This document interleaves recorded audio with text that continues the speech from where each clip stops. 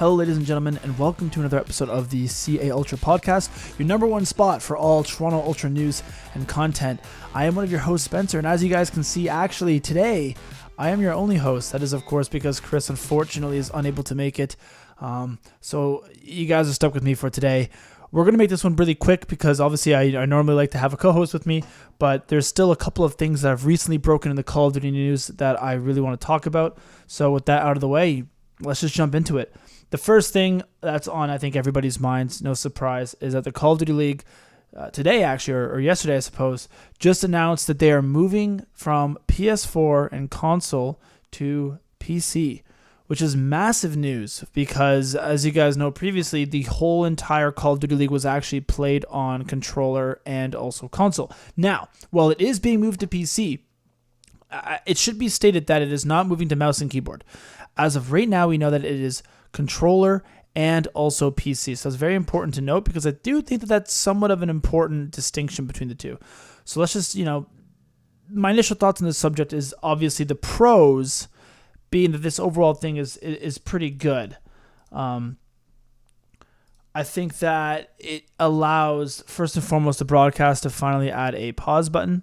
So, I mean, that's something that the scene has desperately lacked for a long time. As you guys know, with the champs that sort of happened, it became very clear that people were getting booted off and that this was sort of becoming a bigger issue. And a lot of people were sort of saying, hey, Overwatch has a pause feature, CSGO has a pause feature, whereas if someone gets disconnected in the middle of a match, the entire thing will pause. Why can't Call of Duty do something like that? And obviously it seems that a number one reason that this wouldn't be able to happen was because it was actually played on console. So now that we are actually played on PC, I do expect sort of features that we are more used to, like the pause, to be implemented a lot easier. I also wonder if this would allow more viewing angles. If you're, obviously we are familiar with the Overwatch scene, you used to be able to have this battle pass, sort of this Twitch viewer pass that you could buy where you could see individual players' POVs. It might allow for more spectating features. I know Call of Duty is trying to implement this new stuff with like YouTube, for instance. So I wonder if them going to PC would also open the doors for more things like this. Another thing is just, better and smoother graphics, smoother frame rates. I think overall just a better viewing experience because these systems and these games run a lot better on PC than they do on console. Now, obviously, a lot of this information is being taken from the previous seasons where it was PS4. Cold War would have most likely been ran on the PS5. However, obviously, none of us have any information about that. So most of this is just going off of the PS4 situation. Finally, I think that it's just kind of better for the pro players in general. If you think Scump is good on 60 frames per second, just wait until you see him on 400, right? Like, I think that you're going to see some insanely good plays come out of these pro players now that they have a smoother game in front of them. Now that they don't have shadows, they're not limited by their hardware. They can finally max out these games and optimize them the way that they were supposed to be played. And, if you think Shotzi was good before, just wait until you see him now. So I think you're going to see some really insane plays come up from players that you weren't necessarily seeing before. Snipes are going to be more on point. I think overall it's just going to be, like we've said previously, a better viewing experience. Another small thing that a lot of people aren't necessarily talking about is actually updates. I believe that because it's being transitioned to PC, it should allow for more frequent updates. Obviously, for console, if you want to update a game, it has to go through a whole approval process and be transferred over to other consoles and stuff like that. So I wonder if that will, for the competitive specifics playlist, if that actually might make a difference to them. I'm a little bit unsure about that, but we will see. That's still something that I would keep an eye out for. And then the actual final reason is, from a business perspective, is that the team organizations make more money off of the skin sales. So for people who aren't aware, and you saw this a little bit with the whole Fortnite debacle, every time that there is a skin, for like instance, like the Chicago Huntsmen skins or the Toronto Ultra skins, like if you're wearing a Toronto Ultra skin and you bought that through the PlayStation Store, Sony actually takes 40% of that. So obviously if you can go to PC and you can sort of cut out the middleman, teams can make a lot of money. And I think that another big reason for this is I wonder how successful those team skins really were. I wonder if this was one of those things where the owners were a little bit caught off guard by how many people were actually purchasing these skins. And they're sitting there going, hey, wait a minute, we could have been making X, Y, and Z, but instead we're making ABC because we're giving 40% of these, merchandise sales to Sony. So why not, go ahead and change that. Now, Well, I do agree that overall this is a really good decision, and there's a lot of pros, to look at, as I just laid them out for you. I wouldn't say it's without some cons. I think there's a couple people who are sort of looking at this and assuming it's just a gung-ho, sunshine and rainbows, everybody's going to be happy, and it was overall a great decision. And while I do think it was, there's definitely some cons. So the first and foremost one is I really think that it does lose a little bit of its niche. I think Call of Duty was the only console esport, at least a major one that I can think of. It kind of did have its place in the esports community where it was, if you were a young, up-and-coming console competitive player, especially in FPS, and you had dreams of going pro, Call of Duty was essentially your only option. Yes, I know there's Gears of War and there's Halo, and those are only Xbox, but there's still other options. I get that, but none, I think, with the financial backing and the potential, future, both in terms of income as well as popularity, that I think Call of Duty held. Last year, the CDL was extremely successful, and I think if you looked at, a lot of players, there's a reason why Shotzi came over, was so successful, and now all of a sudden you're seeing Mental from Gears of War saying he's going to come over. I forget the other person, but there's another Halo player who recently mentioned that he wanted to come over, even though Halo Infinite is, was supposed to be months away. Who knows how long it's going to be now, but at the very least, there's a new Halo coming out soon, but all the talk really was around Call of Duty. And I think a big reason for that was because, again, it was the only console esport currently that had any real financial backing. You've now sort of lost that. Switching over to PC, and I know it's going to be cross-platform, especially in the challenges. I understand that PS5 players are going to be able to compete with Xbox Series S, whatever the new Xbox one's called, and they're also going to be able to compete with PC. But let's not kid ourselves if we don't think that there's going to be a very real advantage for owning a PC. Right? And I don't know how they're going to cap frame rates. I don't know how any of this is going to be, but if you just go off of frame rates, PS5 has 120, the RTX 3080 has 400. FOV, you can tailor the FOV back. You can customize it for PC. This allows for, more obviously higher field of view. You can see more stuff. That's an advantage. You can turn off shadows. Now, that doesn't seem like a big deal to your casual player like myself or, maybe someone watching this, but if you're at the pro level, the ability to not have a shadow inside a dark corner of a room is extremely impactful. So while I do like the fact that the challenges scene is going cross-platform, I think it does, allow that sort of system that's been set up over time, whereas if you've been a console player your whole life, you can still probably compete, but I think it's going to be pretty clear pretty soon that the players who are playing on PC do have at least somewhat of an advantage.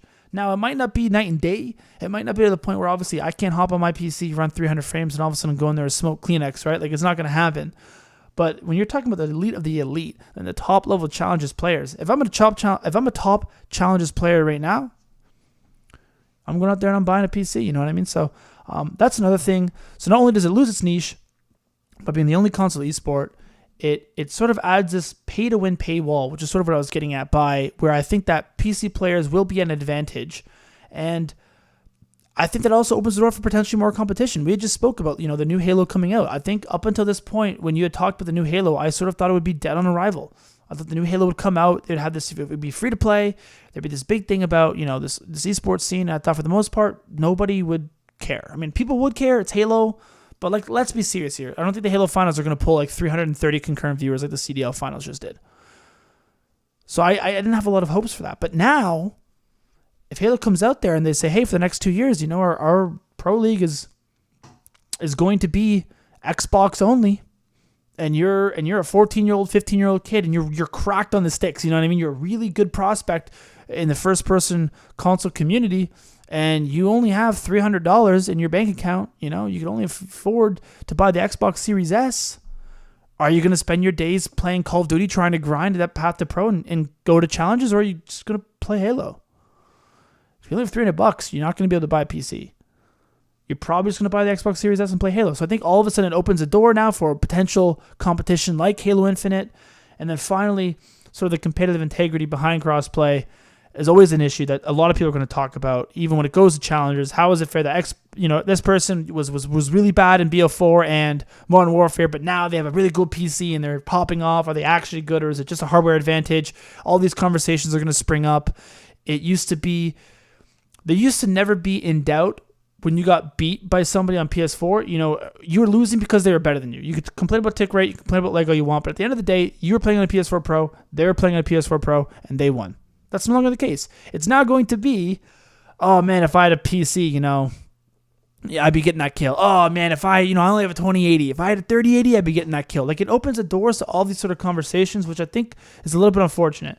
So I know I spent a little bit of time on the cons just because I think overall it's such a good decision. I think the majority of the pro community is all in agreement that this was the right call. I just want to sort of talk about the other side because I see less people talking about this, but I do think there is legitimate cons to this, although I think for this esport to continue to grow, that was the right play. Now, the final argument is, should we go into mouse and keyboard? This is a whole other ball game. I think this is I'm glad it's going controller only. I think you go to mouse and keyboard, you're in the risks of roster mania becoming even more of the Wild West than it currently is. You're on the risk of potential players like Clasers and Crimsix and Scump, these players with massive followings, maybe not being able to compete. I understand that there's a lot of people who say, hey, well, if you actually look at the numbers, in the average gunfight, controller wins, more often than not, and maybe, fair enough. Obviously, if it goes to, if you allow for both, I don't know which one's going to come out on top. But if it ends up being mouse and keyboard's the way to go, you have the risk of losing some big ticket individuals. And I'm not saying that's going to be the case. It very well might be if it goes. Like, you saw this in the Fortnite scene, right? Controller PC was the way to go. But that also caused a huge divide in the community. And I always felt like one person on mouse and keyboard versus another person on controller in a massive competitive esport is always been a little weird for me from a competitive integrity standpoint. So I'm happy that right now, at the very least, it's only controller PC. And I'll probably open up a whole other debate, a whole other video on the pros and cons of going to a mouse and keyboard. Because for a sniping, for instance, I think it opens up some really interesting doors. But for now, I'm going to get a little bit ahead of myself. I'm glad it's controller only. I think that's absolutely the right call. And players, for instance, like team owners, can now build their teams accordingly. Because if you were the best PS4 player, I expect you to be one of the best PC players, right? I don't think you're going to see a massive difference in terms of the skill set. So for now, I think we're okay. Now, moving on to the second docket. The second item of news, obviously, is going to be Dashy goes to the Chicago Huntsmen. I'm going to keep this one pretty quick. A lot of people have talked about it. I don't really have anything new to add to the situation. I think Dashy's an incredibly talented player. Obviously, he's Canadian. I'm a little bit hurt. I really wanted to see him on the Ultra. I think he would have been a great fit, to be honest, alongside Cam and Kleenex Methods and the rumored, Insight. However, obviously, I understand why he goes to Chicago. You got guys like Scump, you got guys like Farmall, run by Hex, you got a young star in Envoy, however you pronounce it. This very clearly is going to be an upper echelon team. If it works, they're going to be top 3, no doubt. They have the absolute skill to pull that sort of stuff off. You can't go without saying that role might be an issue. Formal is the main AR. Scump and Envoy are the SMGs. Dashy made it very clear last year that he would prefer to run an AR or a flex role, since Modern Warfare didn't really have a role like that. So if you run the issue of Black Ops Cold War ends up being a 1 AR 3 SMG, maybe Dashy doesn't work as well as some of the other players. However, if there is sort of that Maddock replacement, like you saw pros using the AK-74U in the alpha, I know it's just the alpha, but still, which sort of looked like it was one of those do-it-all sort of weapons. Maybe he will find a lot more success. Obviously allows him to offer more looks on S&D. You can run Form on the snipes. You can run Dash in the snipes. Assuming they get the roles figured out, assuming they get the motivation figured out, that's another issue, right? A lot of people talked about how Dashy was having trouble waking up for scrims, same as Formal. He's had that sort of reputation follow him throughout a bit of his career. But assuming that the role works, the motivation's there, and he can play the role that he wants to play, I think it's without a doubt that he is one of the most talented players in the league. And if it all hits, this is one scary team that I truly think can give the top 2, i.e. the rumored Atlanta FaZe roster and the Dallas Empire, a run for their money. The final thing I want to bring up was sort of my initial thought of, I don't understand that for a bit it was rumored that Priesta would have actually been the other player to go there. It sort of sparked this debate on, is Dashy or Priesta the right choice? I actually lean on the issue of Priesta. 2 reasons. One, I think he fits the role better. I think you could have, Scump and Envoy as your SMG, Formal as your AR, and then Priesta can just do whatever you want. Right? Do you need another AR? Priesta can run it. Do you need another SMG? Priesta can run it. Do you need a flex player like a Maddock or AK-74U? Priesta can run it. I think that was a really, really good fit, and I wonder what the behind-the-scenes stuff was between them. Was it sort of like, hey, we want Dash, he's got, bigger following, higher ceiling maybe? I don't know what maybe it's a previous relationship with Scump. I have no idea what the behind the scenes stuff was. It's just something I'm a little bit interested in, because personally I think that Priesta might have fit that roster a little bit better, even though he's not as sexy as a name as Dashy, for instance. And even though I think if that Chicago Huntsman squad, I almost said Optic, yikes, really works, it's going to be an extremely popular team. So overall, I think it's good. again, top 3 potential. You always love when your team has a top 3 potential. And I'm really excited to see how that team performs in 2021. And then finally, it's the news coming out of Toronto. I was supposed to be switching this stuff as I was talking about it. There's a Chicago Huntsmen announcement. Sorry, guys. Again, I'm not used to running this thing on my own. There's the CDL video that's just been playing back and forth. I don't know if it's been on repeat or not. Doesn't matter. Here's the Chicago Huntsmen tweet. Really cool. For those of you who don't get it, Dashy's sort of nickname is Bruce Wayne, Batman. There you go. And then finally, the Toronto Ultra. This is an Ultra podcast. Here's the Ultra news. Adam sort of tweeted out, as you can see, ultrahype.com comes up here saying free agency officially opens. He sort of says, don't expect much news out of us tomorrow. Lots of things on the go. There's going to be lots of outstanding talent available over the next few months. Now, this is very interesting. Obviously, I come in with please tell me bait. Dude, the game hasn't even been out until November 2020. Isn't even over yet. That's 21 chance to breathe. Like fine wine. Needs some decanting. So, my initial thoughts on that are sort of just, I'm a little bit worried because I think my initial concerns, why I said please be bait, is we made it very clear sort of the players I thought that we should go after. I'd mentioned Hydra, I'd mentioned Pred, Asim. My worry was if you wait until November, for instance, will players like Hydra be gone? He's already been rumored to Paris. He's already been rumored to NYSL. And these are like very legitimate rumors, especially Paris. There's no doubt in my mind Paris isn't looking at him, right? Like they have to be. So my initial concern was if you wait too long, you might have players like that sort of leave.